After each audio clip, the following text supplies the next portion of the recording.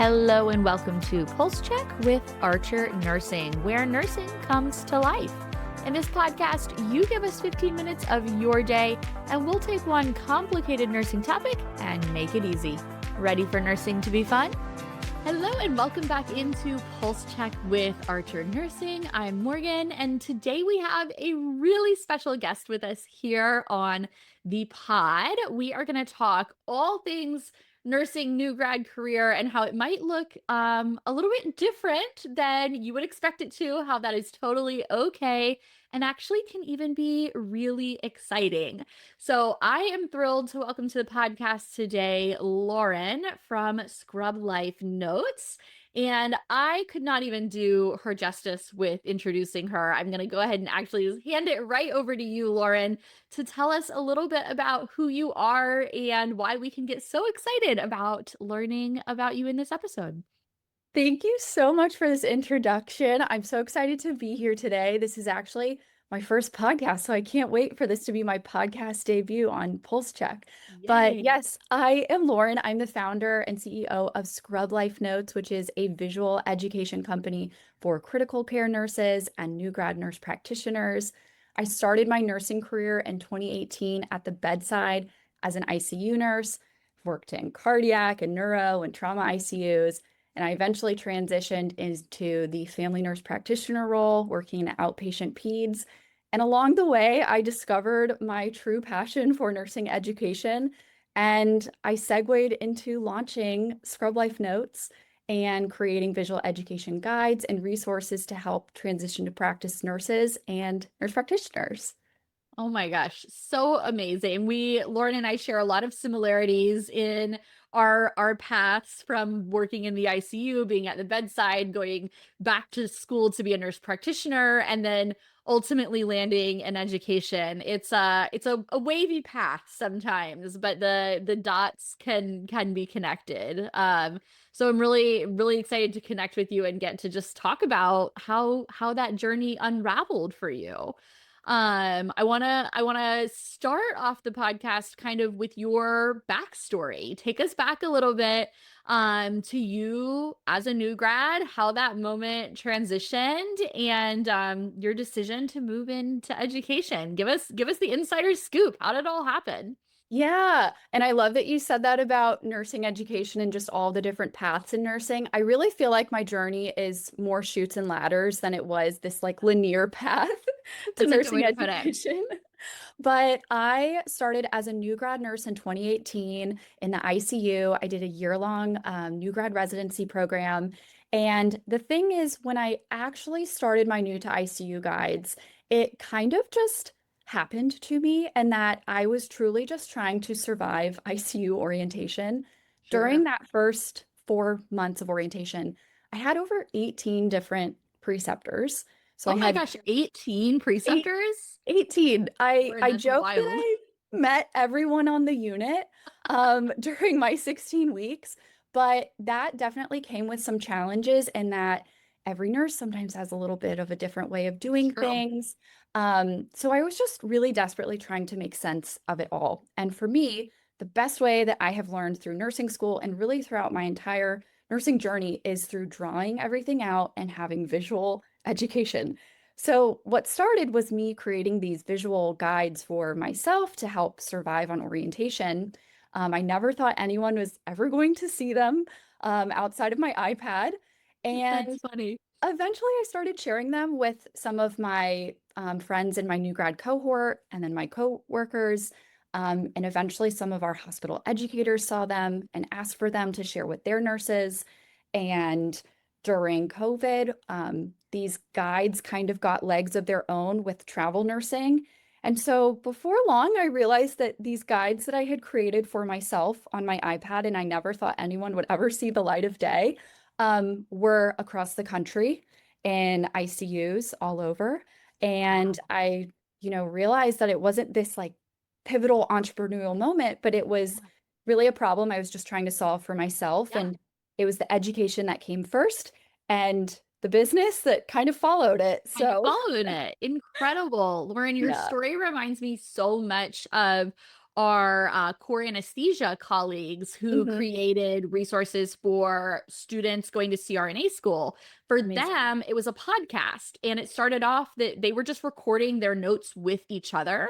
And then their classmates started asking for it. And they were like, okay, well, we can put this on Spotify, like, so that they can listen to it. And what do you know? Look at, I mean, just a few years down the road, and like all of our SRNA colleagues are listening to this podcast on Spotify.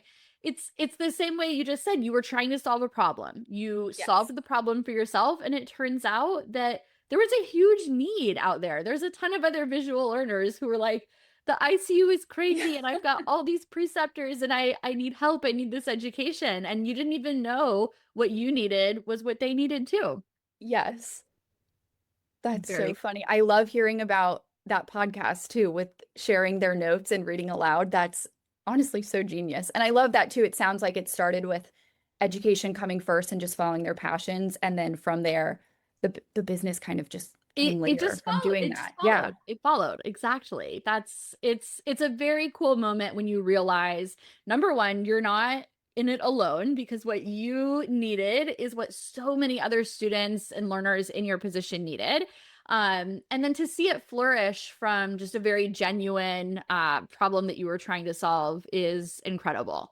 Now, my follow-up question to you is, as you have kind of transitioned through many different phases, I'll call it, of your nursing career, did you ever have a moment where you were like, okay, what I'm doing now looks very different than what I was doing in 2018 as a new grad at the bedside? Maybe there's parts of that that is great and parts of that that might be hard. Was there ever any guilt there with like, okay, I'm throwing away what I had studied so hard to practice, or I'm doing something so totally different, and it feels different. It can feel sticky. Talk to us a little bit about that. Yes, and I felt this immensely because truly the month I transitioned from ICU bedside nurse to my new grad family nurse practitioner role, that same month was when my new to ICU guides, where I had self-published and really launched on my own, went viral in a sense. And within 9 months, we had products in all 50 states. Oh my So gosh. not only was I transitioning from, I thought that I had just closed the door on ICU and I Yeah. was stepping into my role as a nurse Uh, practitioner, yeah. I was kind of juggling both of these roles. So I felt this immense guilt of, should I really have left this if this is Yeah. taking on legs of its own? And I even felt that when I finally made the decision, which did not come lightly. There was a lot of lost sleep and a lot of tears when I decided to leave the nurse practitioner role to then go full time with Scrub Life Notes. But I think that there's this mindset that I finally had to come to where I realized that nursing is not a destination, but it Yeah. is a skill set. And that I was so terrified of losing the skills that I had worked so hard to Yeah. develop and like fine tune. And I was so worried about losing these skills when in reality, I learned that they would come with me no matter where I was going, and that they Sure. really were the foundation to everything I do now. Yeah. So the critical thinking, the communication, the leadership, and the teaching, like all of these were nursing skills, but I just happen to use them in a very different way now. So Yeah. that thought process really helped guide me through that transition because there was a lot of guilt. I felt Sure. really bad Sure. leaving, but I have such a better mindset about it now that I feel so confident going into this new role with Well, this I love again. what you just said, that nursing isn't a destination. It is definitely a journey, a twisty, Yes. windy path. But also what you said about it's more so it's a skill set. I've never heard anybody put it quite that way. And I think that's brilliant because nurses have a fantastically unique skill set that, in my opinion, makes us really good at a lot of different things. And that's kind of like the magic of being a nurse. You're really adaptable, you're very flexible, you can problem solve and just really see how to approach a problem in a way that is very unique. It's very different than how others might approach that problem. So I'd love to hear, transitioning a little bit here, but those skills that you developed at the bedside, those different kind of aspects of your role and how they then grew with you at Scrub Life. How did that happen? What are the things you did? I mean, a lot of our listeners are very early in their career, be it whether they're still in school or new grads. And I bet a lot of them are looking at you thinking like, dang, I want to be that person. I want to be Lauren when I grow up. What did you do that made you so successful now along the way, even when you're looking back and it was not a straight shot? Yeah, I think a lot of this came from initially, I had just finished my first year. I had finished my residency. I passed my CCRN at 15 months. I had like so much energy with me that I just wanted to pour into the nursing profession.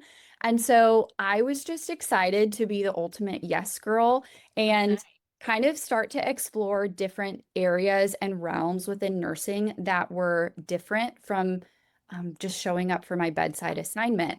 And so I had just transferred from my, it was a cardiac neuro combo ICU, and I transferred to my hospital's level 1 trauma ICU. Okay. So in this transition, I was really excited to all of the new opportunities that were available for me on this unit, and I started to explore these. So things like precepting was offered to me. I realized that there hadn't been an up and running education committee on my unit, so I had, started that. I started a journal club. We did a case study series. I trained to be a trauma responder down in the trauma bay. And I even dabbled a little bit in bedside research before I left. And all of this was because I said yes to things that I was interested in, and I really let my curiosity lead me into all of these new endeavors.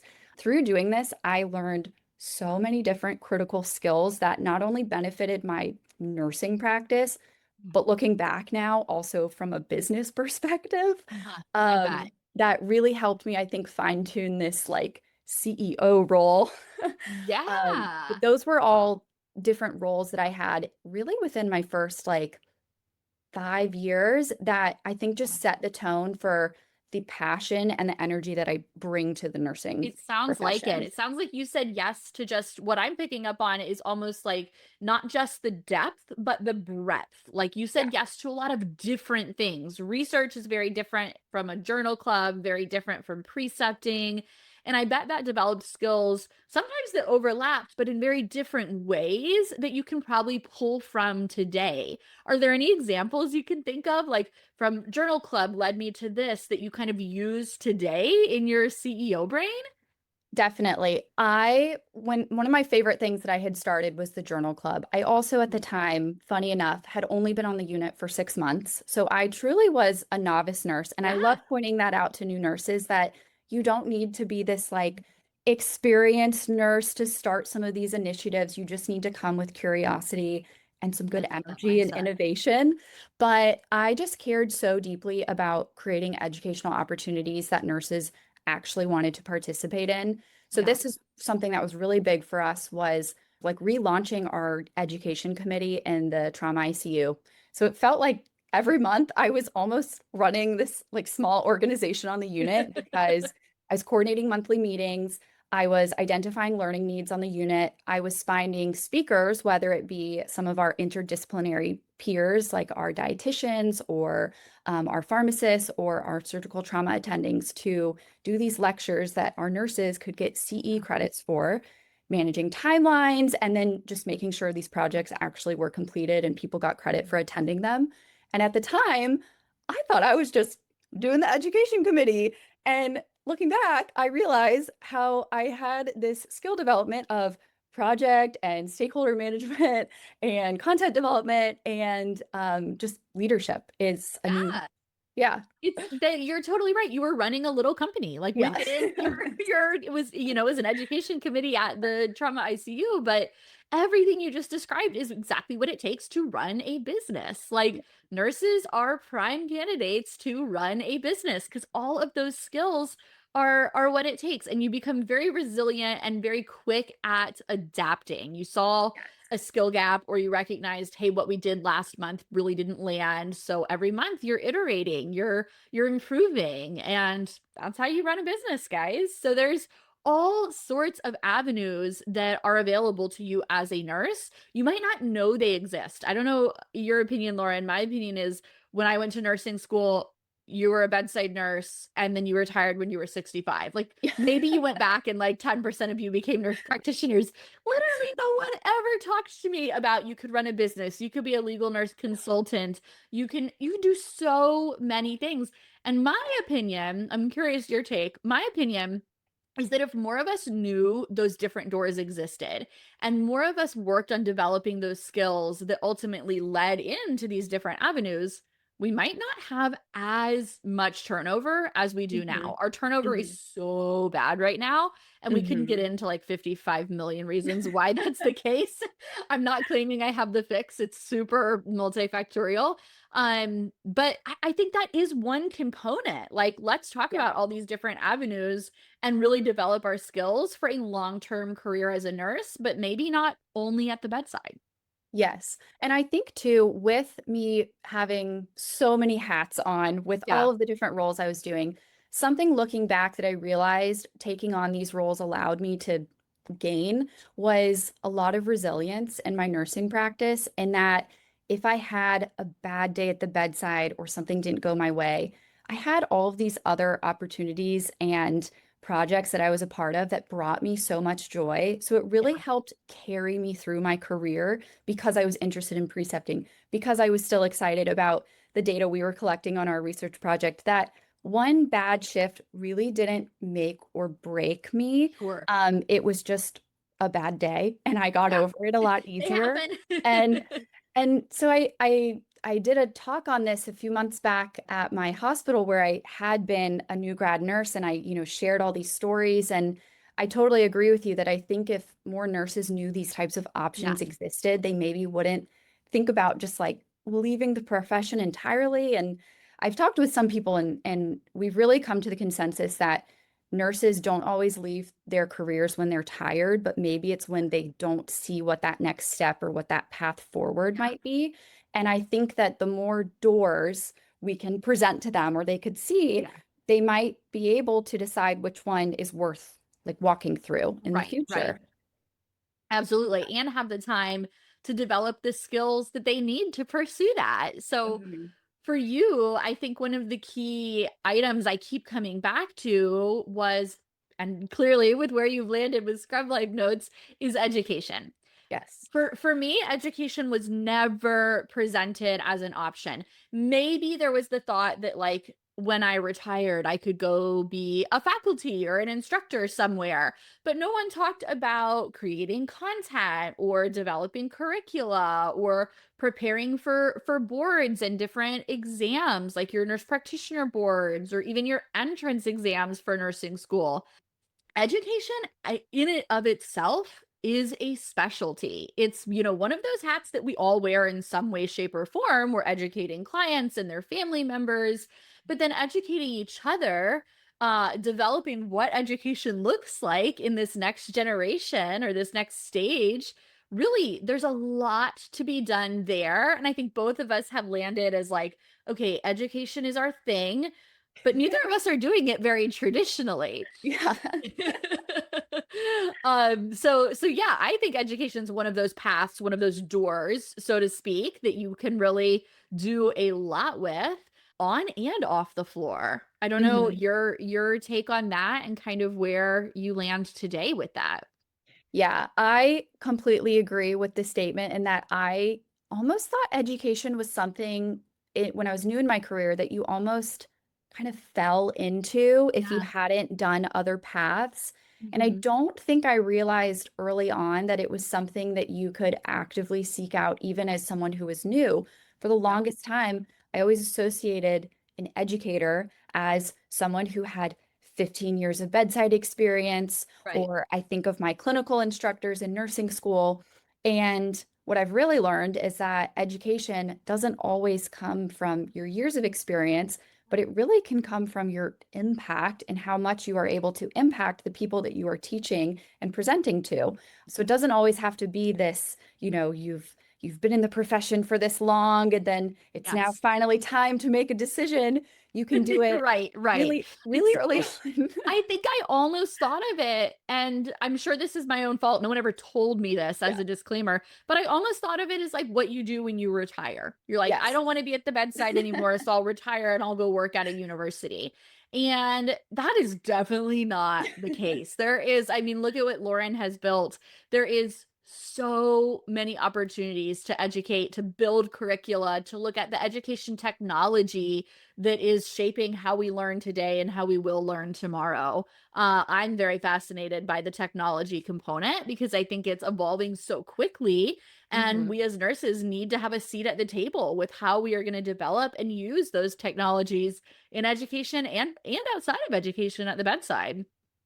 Yes, I agree. And I also realized that with education, I thought for the longest time too, there was only one form or one way that you could be involved in it. So when I was in the ICU, I realized when I was precepting that I really loved this one-on-one meeting nurses where they were at, Yeah. developing resources that they could truly use and kind of hit the ground running with. When I was a family nurse practitioner, one of my favorite roles was educating my patients. So I loved creating these brochures on seasonal allergies or constipation or asthma medications that they could go home with to help them feel empowered to Yeah. combat a lot of these classic outpatient diagnoses or diseases on their own. And so through doing that, I realized that it's really not one size fits all. And that's something I love too, is that I was able to kind of adapt whether I'm doing education on the ventilator and I'm creating specific resources that work for this specific orientee, or if I'm making resources for a 5-year-old versus a 12-year-old versus a parent.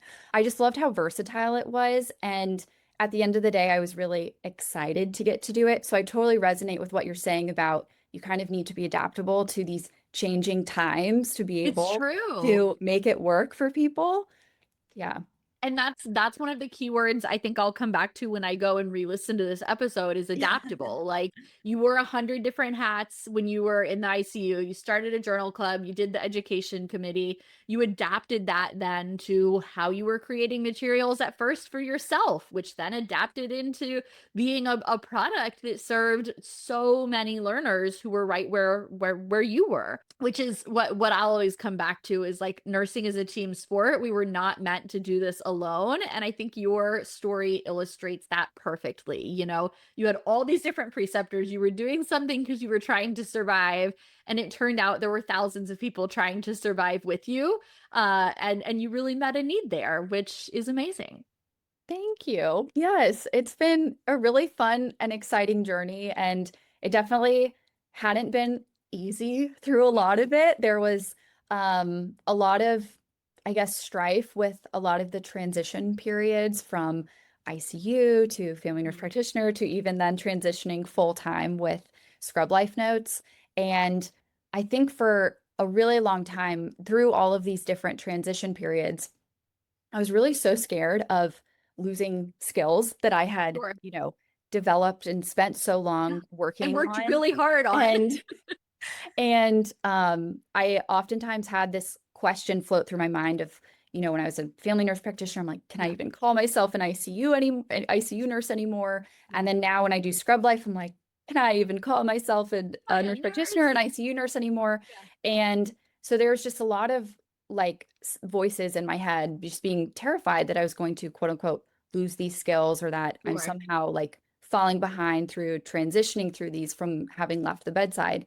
And eventually for me, I just started to realize that I wanted to focus less on the skills that I was what I thought losing and Yeah. instead thinking about the skills that I was gaining through taking on these new endeavors. So the leadership and the communication and entrepreneurship, and even, public speaking, doing these types of Yeah. activities, and just building resources with communities, and relationships that I really don't know that I would have encountered otherwise. Right. Um, and with the transition period too, I think there is part of this idea of like an ego component to it where Yeah. you've spent so many years building an identity around being an ICU nurse or being a nurse practitioner. And so Mhm. for me, I've learned that I almost had to kind of let go a little Oh, bit but of that identity to then be able to fully step in to this Sure. new role that I was becoming and creating space for this new role as well. I'm sure No, you that's a also great felt way to that put it. way. Yes. Yeah. Yeah, I mean, and it comes back to what we've been saying. It's, you are a nurse through and through, and it's not one job. It's 100 different jobs, and it's really that skill set, just like you said at the beginning. You've built this like toolkit of different skills that you're using in different ways and impacting learners and students all along the way. So I still claim the title of nurse. I hope you do too. It's Yes. like we said, it's a skill set. So I know we are coming close on time. I always like Okay. to end these episodes with a few rapid fire questions that we've Oh, put yes. together. I have 4 for you. Okay. I'll shoot them out and give us your best answer in like 30 to 60 seconds. You Okay. ready? Yes. What is one small opportunity that every new nurse should say yes to? Oh, I'm passionate about this one. Precepting. I think this teaches you that knowing something and teaching something are two completely different skills in nursing, and that precepting will help you become a better nurse, communicator, and leader. Oh, I love it. I could not agree more. If you can't teach it, you don't really know it. Yeah. Second question, what's the best advice you got in your first year? I will say, I just heard this quote and I have been giving it out to new grad nurses. So I'm going to say it again. Don't fake it until you make it, be it until you become it. And that confidence is not something you like magically wake up with one day, but it is built through repetition and curiosity and just having this willingness to learn. So just being about it and becoming it. Be it and become it. I'm going to steal it. That's Yeah. amazing. That's a really, really good quote. Yeah. I never recommend faking it until you make it. This is not the place for that. So that's a great thing to say instead. I love it. Third question is, what is one thing you would tell someone, maybe a student, a new grad, or even somebody who's been here a while that is thinking about stepping away from the bedside and is having that guilt that you have experienced? Yes, I would hold their hand and remind them that they are not leaving nursing, but they are taking their nursing skills somewhere new. And that I would just remind them that nursing is so much bigger than any one single job title. Yes, I love your quote from earlier that nursing is that skill set. So you're not giving it up. Take that skill set somewhere else, and they're going to be so lucky to have you.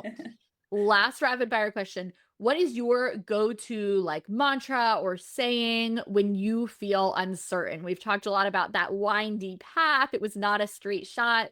What do you always come back to? Yes, I think a lot of times a reflex answer is trust your gut, but I might take it a step further and even say follow your curiosity because some of the most important opportunities that I've had in my career started from small side projects that I really never intended to become anything bigger. So follow your curiosity and it will lead you to a path where you are passionate about things and have a lot of excitement. I love it. Be it until you become it and Yes. follow your curiosity. We've got so many good takeaways from this episode. Lauren, we cannot thank you enough for being here. I know that your journey is inspiring so many and that your nursing skill set is doing so much good for so many learners and new grad nurses out there. So tell us quickly before we have to let you go where we can find you and follow along with you for all of your excellent resources. Yes, we have all of our resources available on our website, scrublifenotes.com. We also are on TikTok Shop, the AdNew Marketplace, and Etsy Marketplace. We also have lots of fun educational content and nursing humor and nursing inspiration on our Instagram and TikTok, which is also Scrub Life Notes. Amazing. And we will put all of that in the show Amazing. notes so you guys can go down there and just click over to what you want. I know I love following on Instagram. It is always good to find someone that you can relate to and take a breath of fresh air.